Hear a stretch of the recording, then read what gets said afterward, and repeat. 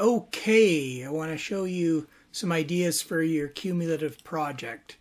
These are the big ideas from the course. Electricity and magnetism is skipped by most teachers. We don't have a lot of time to do it. I'll just touch on it. But you can just read these over and you can see the last big idea in every unit is how it affects humanity and our use of it. Now, these three on the left we've already done. The two on the right are sort of pending.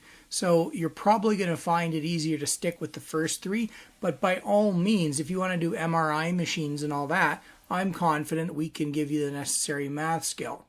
The main thing I want you to tell me is fill out this as to what are your interests, things you would like to discover. So I have an idea of your topic. So you jot that down in here. And what are you good at? What do you hate? Just give me a list in here. You can erase my examples and tell me like things you would like to do, like a presentation, a video, building things, and tell me things that you know you're going to suck at, like you're terrible at deadlines. And you can even put in a plea. Can you work with me, every day at 2 o'clock so we can go through this? If you know you're going to suffer from some weakness, let me know, okay? If some of you will have trouble making your project large enough to be a good project, others have the reverse problem, making it too big. Where do you think I tend to go? All right, you have no idea how long my videos and lessons are before I edit them for you. I just get completely carried away. Now, are you a philosopher or an engineer? And by the difference, I sort of mean, do you like the fantastic stuff? Interstellar travel, big bang, black holes, the idea of elevators to space, superconductors with levitating cars? Then you're more on a philosophical or theoretical topic like Stephen Hawking's. Stephen Hawking's never conducted an experiment in his life. He couldn't move, but his brain was touring the universe. But do you prefer hands-on? Building things, solving an immediate need like making a solar-powered water heater for poor countries or cleaning up ocean plastic, perhaps making better car airbags, then you're sort of like a Thomas Edison. The part about inventing, not having your competitors' labs destroyed and killing family pets to discredit them, okay? So no arson, all right? That's not the part of Edison's life I want you to think on. So you have to decide what's going to be more up your alley, the hands-on stuff or pen and paper kind of stuff. And then you want to tell me what you're considering. All right, just what's the topic? We just fill it in here briefly and we'll start brainstorming together. What you need to demonstrate to me is some mathematical reasoning. So what we've done in the course, it's an awful lot you guys have had to swallow in a short length of time. But when I showed you in retrospect, it's pretty straightforward. We have this group of equations here. And then we have, it animated. Then we did these ones. It was supposed to cut the animation out. All right. You've got these equations here. And finally, I talked about all the possible forces you can study. So between these three slides, you need to include some mathematics. You can't just be descriptive with me. You want to give me some hardcore calculations to demonstrate your stuff. That does not mean deciding you're going to do an example with every single calculation. No. But you don't want to turn me in something that's devoid of you demonstrating what you can do. You might want to collect data. So at some point, you might need to process some data from the Physics Toolbox suite. You could go online and find a video of some kid failing a skateboard jump rather than doing it yourself and do a frame-by-frame analysis. I showed you my carbon monoxide map today. There's over 1,000 data points. I didn't go out and poison 1,000 people with carbon dioxide and write it down. I found the data online and I just compiled it. So in many cases, you can find complete data sets, even famous ones. Heck, you might even find data from a black box from an airplane crash that you could analyze. Okay? And we did the one we did together. Now, my map is not something you should really imitate, because I did no data analysis, right? Here's something I've been working on, another thing on my Mr. Test Tube Head website. There was a very strange assertion made in Toronto last year that the Toronto police wanted to hand out armbands for cyclists, like a little high visibility armband, to protect cyclists from being hit by cars. And cyclists in Toronto are angry because they're saying, you're saying we're the cause of it. And a little yellow armband is really going to stop people from being hit by cars. You know, when they said most cyclists that are seriously injured or killed in Toronto are hit in daylight. And when I looked at the police service data, the conclusions in the media that the visibility of the cyclist was not the issue, the behavior of the car driver was the issue, their conclusions are completely wrong. So I was preparing, if you see the date of the article, November 2019, I was preparing this to sort of publish it as a takedown like we did with the food energy, but then COVID kind of locked us down. So what I did is I took the data and showed, and I've given you the link to it, you can go over it, how I was able to demonstrate that they are completely wrong and that their data, in fact, shows that it's really dangerous at night. And so I was quickly able to locate for various other cities traffic data for cyclists and when they crashed, when they got hit by people. And what it showed was, in fact, that the nighttime is way more dangerous by a long shot. The Toronto data was misinterpreted because more cyclists are on the road in the daytime. So if you adjust it for the traffic flow, the conclusion is 100% opposite of what the cyclists are saying.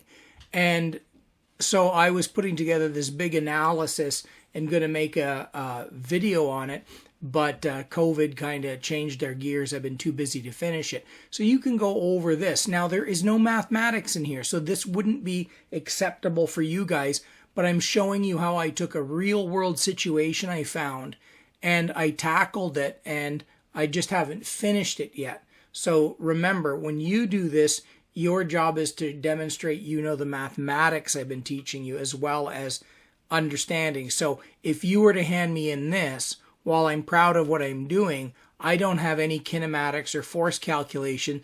I'm just using time of day and accident rate data, which is not directly the physics for this course. So I was not making this for a physics course. I was making this for public understanding. So feel free to look at mine. I showed you my Black Bayou research crash one on how these kids mistakenly thought they could jump that bridge. And I've put a lot of physics in that one, but not the equations. I've made animations of the speedometer changing and stuff like that to try to take out the math. So again, my purpose was not a physics class, it was for public education, so it has a slightly different feel to it than what you would do. Here's an example of analyzing data off a picture. If you take a moment to read what I did here, I just calculated the energy difference between the Sherman and the Tiger shells, and I got an energy difference of 2.5 according to the muzzle speeds of these guns, and then a very casual analysis of this photograph by making a little ruler and doing pi r squared. I was able to show the ratio of the volumes of these two shells is exactly 2.5. So it's exactly what we would expect. The German gun had 2.5 times more kinetic energy, and a very simple trying to calculate the volume off a photograph, I was able to show, in fact, there's 2.5 times more powder. So you can imagine in espionage, if we didn't know what the German shells looked like in World War II and someone got a photograph of one being loaded, the American general might, oh my God, look at the powder cartridge on this. Guys, how fast do you think this cannon could shoot? And it would be a fairly simple calculation for an engineer to go, oh, good Lord, it's going to have a muzzle velocity 30% higher than ours. Well, can you fix ours? And it's like, no. So that's where you can actually extract data from a photograph, okay? Now, if you want to demonstrate or build something, you got to make sure you can do it, because building things can be very time consuming, and it's very easy. I know it's enjoyable to stray off topic and concern yourself with decorating it and other things and skimping on the physics. And that's why you need to be constantly checking with me so I can stop you before you go off in the wrong direction for what I'm assessing. It happened to me when I was young. It happens to my students now. We don't want you wasting your time by misunderstanding and pursuing something that's really cool but off the topic, okay? Now, I made this video, which again would not be acceptable as a project for this, because I did this for my 2L class, right? These are kids with learning disabilities that they can barely read and write. So we had an optics unit. You did optics in grade 10. With them, I just had them build optics projects. So I wanted them to make one of these magic coin boxes. And for a lot of these kids, their learning disabilities were severe enough that just getting them to be able to cut paper squarely was a wonderful achievement for them. So I made an instructional video due to their attention span problems, that each of them could simply watch my video and build their magic mirror box at their own pace. So when I start making the mirror box, I give some instructions. Like that, jump down, and you can cut right through to the bottom of the page. And then you just repeat this around the shape. And then my cell phone has time lapse on it, but it still took me half an hour just to rig up a stand for my cell phone, because I have cell phone stands, but they're very wobbly. So if you see in the left of the picture, I'm using a laboratory stand in my classroom. And so when I've even filmed this stuff at home, it can be half an hour just for me to set up what I'm doing. And then when I film this, what you're not seeing are my mistakes, because I edited them out. So what looks like a really cool 10-minute video could have been the work of days for me. And you can see the template I made has the instructions on it.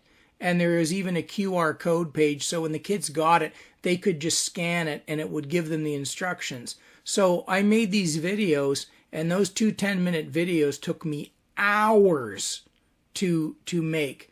So again, if someone said, can I make a video of me making the mousetrap racer? That's a lot of work. But if you're prepared to do it and you have the correct stuff, then you could. So remember, my example here is not an assignment I'm giving to a teacher. It's an instruction set for students. So it's missing the mathematics because it wasn't for a physics course. But there's an example of one of my builds, and you can find others. What you would have to do is explain the physics along the way, how it worked. Now, what are some topics you could do? One would be these fantastic elevators. You could do a review of the technology and energetics of an elevator, like how they work, the pulleys, the forces, the free body diagram, Newton's laws, why do elevators have counterweights. Then you'd go into some analysis as the elevator gets longer or higher up the building, those cables. So you'd start talking about the density of steel and what's called tensile strength. Like how much can you pull on a cable before it breaks, and we have no magic material. You do realize that a cable eventually tears itself apart, because let's say you have a cable that can hold 10,000 kilograms before it snaps. Well, if you lowered that cable from the top of a tall building, by the time you got 100 floors up, the cable itself may weigh 10,000 kilograms and it will rip itself in two. And so we've reached the point where we can't make our cables any longer because they will just tear themselves apart, right? Sort of like picking up an overcooked pasta noodle. It'll just snap in the middle. Okay, so here's some of the new elevators that don't have cables. Okay, biophysics and biomechanics. Biomechanics is like all the levers and forces on your muscles. Biophysics can go right down to the cellular level, and it can get really complex. So I've given you 5 links here that you could take a look and see if something in biophysics. Artificial limbs I'll show you a video tomorrow where people can actually think the limb to move. And the coolest part is the limb doesn't even have to be attached to you anymore. They can be Wi-Fi. So your arm could be across the room and you could still move it. And if I ever lose an arm and I have a prosthetic arm like that, boy, oh boy, am I going to have fun with it. There's just like nightmare. I'd have it on Halloween crawling down the street, chasing kids. It would be awesome.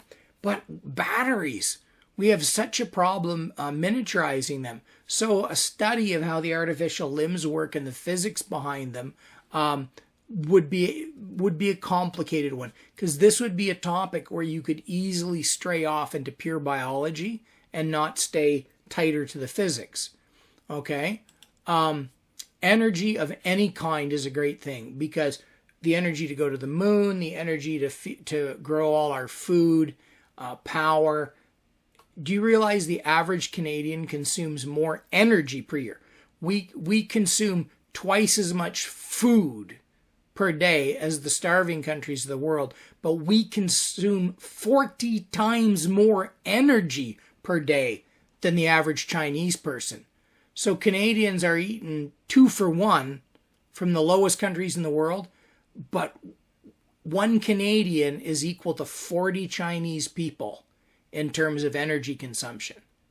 And we like to bitch and moan about the overpopulated worlds, but the fact is we consume a lot. And the rich people are even worse. They may have beautiful looking estates, but one of those millionaire or billionaire's estates with all his boats and personal planes, he's producing more pollution than 10 slums in Shanghai. It just looks pretty while he's making his pollution. Right? You can't fly your own personal jet 50 times a year and turn around and look at someone living in a shack in Nepal, burning and making smoke and soot, and go, oh my gosh, what a filthy person. Your jet has spewed out far more than that. So the energy and power one would be a really great topic on any field. Okay? If you want to do a nice broad topic, like just spread your mind across the world, photo essays are great. So you would get a bunch of pictures. You can watch my Mr. Test Tube Head videos, or you can go online and look at them like groceries for a week. So you could go around your town, your car, your racetrack if you like racing, or if you like shooting guns and you have a gun, Eric, and you could do that. And then you could take the pictures and then you demonstrate your hardcore knowledge of physics on them. So the picture I showed you of the Sherman tank shells, how I analyzed them and was able to show the shell, in fact, clearly was 2.5 times bigger in its powder chamber than the other one, is what I'm talking about. The memento moris, we just talked about what we thought we could learn in general. But for a physics photo essay, I want you to be specific about what it is you've learned. So you could put formulas over top the picture, put an arrow demonstrating things.